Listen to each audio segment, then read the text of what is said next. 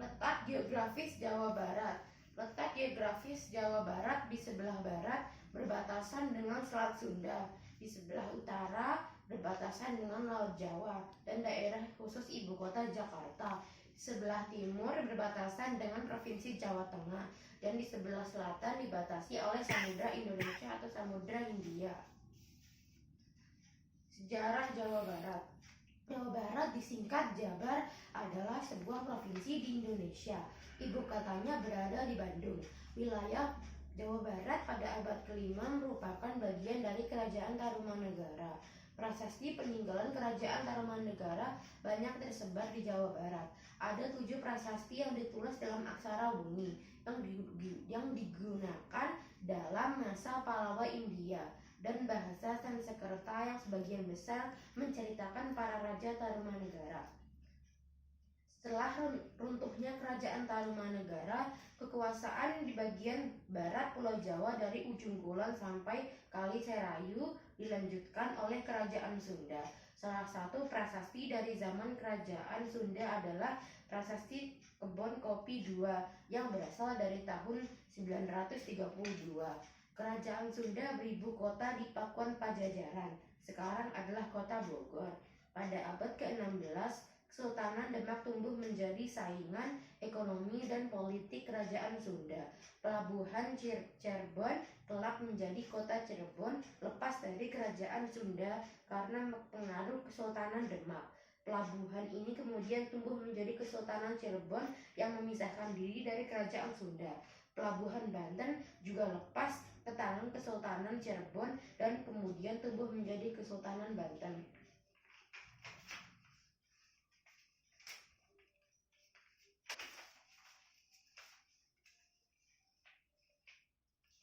Menghadapi ancaman ini, Sri Baduga Maharaja, Raja Sunda, meminta putranya Surawisesa untuk membuat perjanjian pertahanan keamanan dengan orang Portugis di Malaka untuk mencegah jatuhnya pelabuhan utama, yaitu Sunda Kelapa, sekarang adalah kota Jakarta, kepada Kesultanan Cirebon dan Kesultanan Demak.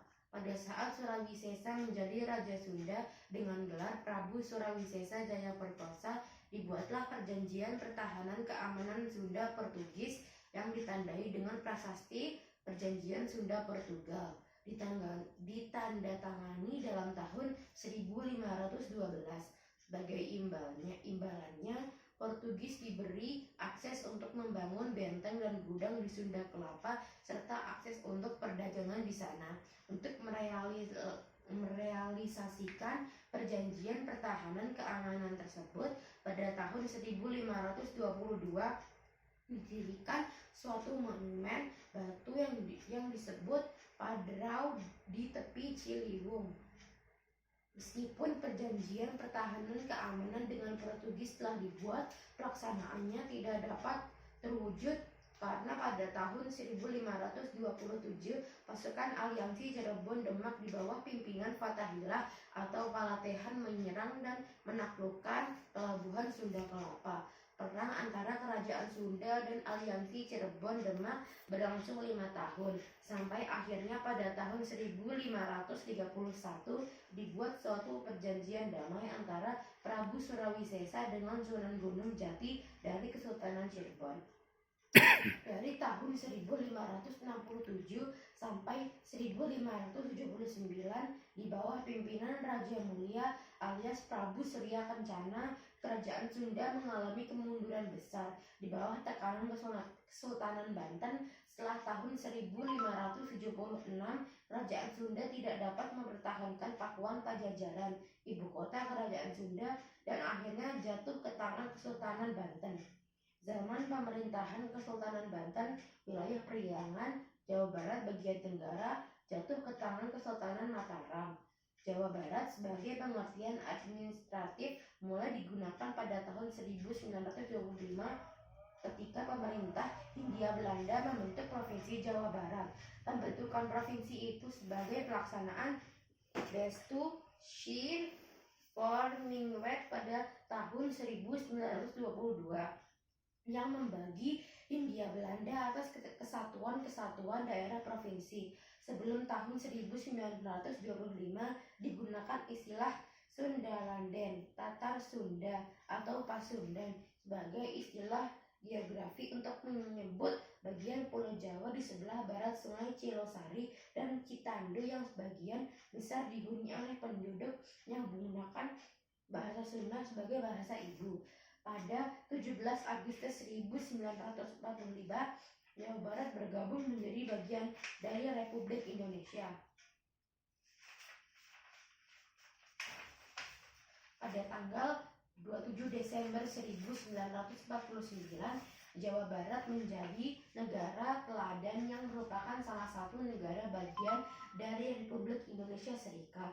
Sebagai hasil keputusan tiga pihak dalam konversi meja bundar Republik Indonesia Bijen Comes for Federal Overlap (BFO) dan Belanda, kesepakatan ini disaksikan juga oleh United Nations Commission for Indonesia, disaksikan juga oleh United Nations sebagai perwakilan PBB. Jawa Barat kembali bergabung dengan Republik Indonesia pada tahun 1950.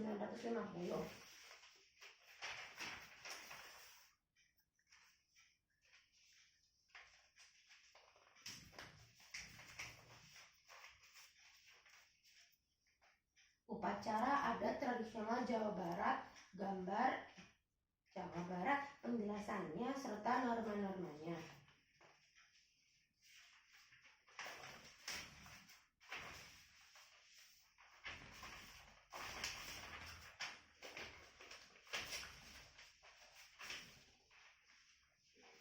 Yang pertama, pesta laut. Upacara pesta laut atau pesta bahari sering diadakan. Tempat yang sering dilakukan seperti di Pangandaran, Ciamis, dan Pelabuhan Ratu, Sukabumi, maupun daerah-daerah pesisir lainnya di Jawa Barat seperti Indramayu dan Cirebon. Ketika pelaksanaannya, perahu-perahu nelayan yang mengangkut sesajen dihiasi aksesoris warna-warni. Pada upacara nelayan juga membawa kepala kerbau berbungkus kain putih sebagai persembahan dan melemparkannya ke bahari sebagai simbol hadiah kepada penguasa lautan dan penolak bala. Upacara ini diadakan setiap setahun sekali. Ini ditunjukkan sebagai ungkapan rasa syukur dan memohon keselamatan saat melaut. Norma yang terkandung dalam pesta laut adalah norma agama. Yang kedua, ngalaksa.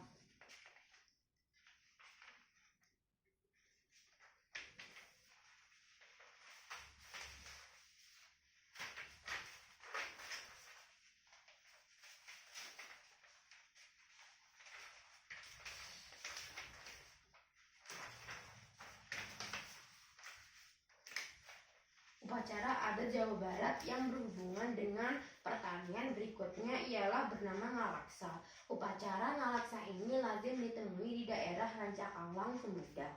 Kebiasaan ini dilakukan dengan membawa padi kelumbung dengan memakai rengkong, yaitu bambu panjang berlubang buat membawa beras. Sekilas sangat mirip dengan upacara yang juga dikenal dengan sebutan Seren Tahun. Bulan Juni jadi pilihan waktu untuk pelaksanaan ngalaksa. Salah satu keunikannya ialah yang terletak pada bunyi musik yang memiliki ritme sama dengan orang yang sedang berjalan, yaitu pada rengkong yang digoyang-goyang. Seni tradisional para bangsa digelar selama seminggu jalannya upacara ini. Upacara ngalaksa ditujukan sebagai wujud rasa syukur kepada Tuhan atas keberhasilan panen daerah pertanian. Norma yang tergantung pada ngalaksa adalah norma agama. Yang ketiga, ruatan bumi. Upacara ruatan bumi ini dilaksanakan setiap bulan Februari di Kabupaten Subang. Ruatan ini dapat pula disebut ngaruat. Ngaruat sendiri menurut masyarakat setempat memiliki beberapa manfaat, seperti menjaga keamanan, kenyamanan, dan kesejahteraan kehidupan pertanian. Dalam pelaksanaannya, upacara ini digelar di kesenian Gemyong di malam hari. Lalu pagi harinya, masyarakat mengarak Dewi Sri ke makam leluhur, diiringi oleh kuda kosong. Sesepuh membawa parupuyan, panteret buah kelapa sambil menyanyi beluk. Selain itu juga diiringi oleh seni gemyuk, penari yang membawa hanjuang, penari yang membawa janur, pencaksilat, seni dok-dok reok, gendring, tanji, dan seluruh warga yang mengiringinya dari belakang. Upacara ini sering sendiri ditunjukkan sebagai ungkapan rasa syukur, tolak bala, silaturahmi masyarakat, dan penghormatan kepada leluhur. Norma ini juga perawatan bumi juga mengandung norma agama. Itulah 3 upacara adat masyarakat di Jawa Barat, penjelasannya dan norma-normanya.